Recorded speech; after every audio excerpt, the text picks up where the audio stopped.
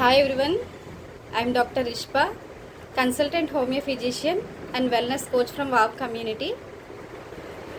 Belly fat అనేది burning issue మనకు తెలిసిందే. సో బెల్లీ ఫ్యాట్ ఎందుకు వస్తుంది అంటే చాలా కారణాల వల్ల రావచ్చు.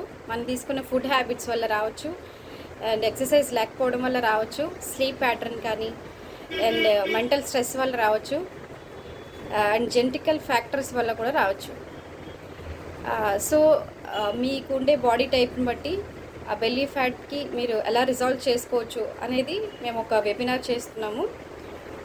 సో మే 10న project belly fat challenge conduct చేస్తున్నాము. సో దానికి రిజిస్టర్ అవ్వండి.